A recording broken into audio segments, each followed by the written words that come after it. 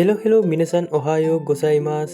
ඉතින් ඔන්න අද උදේම මං මේ වීඩියෝ එක කරන්නේ අද මට පොඩි නිවාඩු දවසත් තියෙනවා. ඉතින් ඒ නිවාඩු දවසේ පොඩ්ඩක් ඇවිදින්න යන බ්ලොග් එකක් තමයි මම මේ වීඩියෝ එකෙන් දාන්නේ. ඉතින් අද පොඩ්ඩක් නිදහසේ අපේ පැත්තේ පොඩ්ඩක් කිලෝමීටර් 2-3ක් වගේ යා මෙහාට ගිහිල්ලා පොඩ්ඩක් ඇවිදලා ඒ view එකේ පොඩි වීඩියෝ එකක් දාන්න තමයි මම තීරණය කරේ. ඉතින් පොඩි ලස්සන පැති ටිකකටත් යනවා. ඒ වගේම තමයි පොඩි කෝවෙන් දෙකක් විතර හම්බුණා. මං ඒක ඉස්සරහා වීඩියෝ කෑලිවලදී ඔයාලට පෙන්නන්න. ඉතින් ඇත්තටම ජපානයට ආවට පස්සේ මේ වගේ සම්පූර්ණ දවසක්ම ඇවිදලා කරලා නිදහසේ ඉන්න ලැබෙනවා කියන්නේ ඇත්තටම මාරම ෆීලින් එකක් තියෙන්නේ. ඉතින් අද ඇත්තටම වෙදර් එකත් මාරම හොඳයි. ඇත්තටම හොඳට නිදහසේ ඇවිදින්න පුළුවන්. මෙහි දැන් ඇත්තටම කිව්වොත් සීතල කාලේ නැති වෙගෙන යන්නේ. දැන් නම් ඇත්තටම රස්නේ සෑහෙන්න. ඉතින් ඔයාලට පේන වෙති අතන ලස්සන කියුට් බල්ලෙක් ඉන්නවා අර ජපන් දෙන්න ගාව හුරතල් වෙවි. ඇත්තටම කිව්වොත් ඒ බල්ලා මාරම ලස්සනයි, මාරම කියුට්. ඉතින් ඒ බව්ව සෙල්ලම් කරන්න මාරම කැමති. බෝලයක් එහෙම විසික් කරාම ඉතින් ඒ බෝලේ හොයාගෙන ගිහිල්ලා අරගෙනත් එනවා. ඉතින් මගේ ළඟටත් ඇවිල්ලා හුරතල් වෙවි ඉඳලා තමයි ඔය ගියේ. ඉතින් ඔයාලට පේන වෙති බෝලේ විසික් කරාම ඒ බව්ව බෝලේ දිගේම ගිහිල්ලා ඒ බෝලේ අරන් ඉන්නම තමයි යන්නේ. ඉතින් ඉස්සරහට ඇවිදගෙන යනකොට මේ වගේ ලස්සන මල් ටිකකුත් හම්බුණා. ඉතින් මෙතන පාරක් අයිනේ තමයි මේ මල්ගස් යායම තිබ්බේ.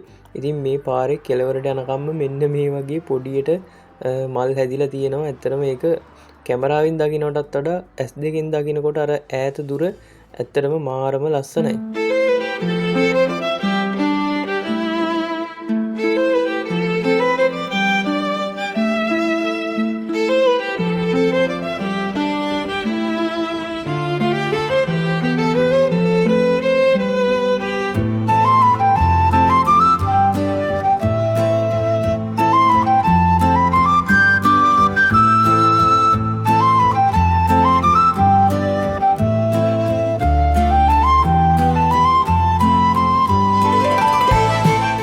ඉතින් ඔයාලට පේන ඇති මම පාර දිගේ යනකොට තවත් බලු පැංචෙක් සෙට් වුණා.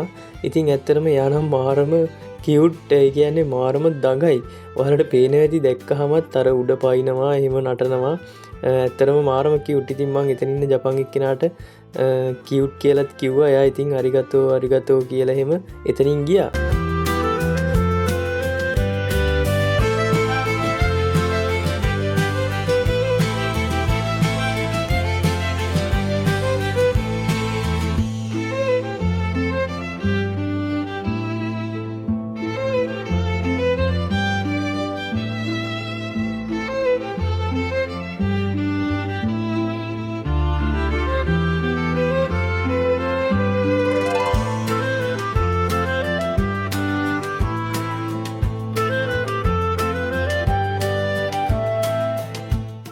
ඉතින් ඔයාලට පේන වෙති ඉස්සරහා මම ඇවිදගෙන යනකොට මට තවත් ඇත්තටම කෝවෙන් එකක් හම්බුණා.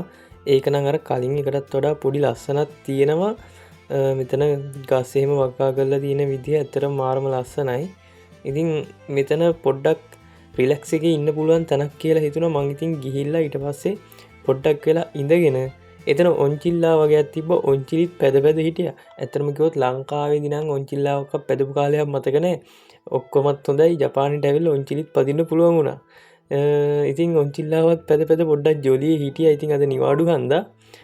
ඉතින් ටිකක් කොහේ කැරක හිටියා. ඊළඟට මොකද්ද කරන්නේ, කොහෙටද යන්නේ කීකී කල්පනා කර ඉතින් එහෙම කල්පනා කර ඉන්නකොට ඔයාලට පේන ඇති අතන ජපන් ළමයි දෙන්නෙක් සෙල්ලම් කරනවා. එයාලා ෆුට්බෝල් ගහනවා.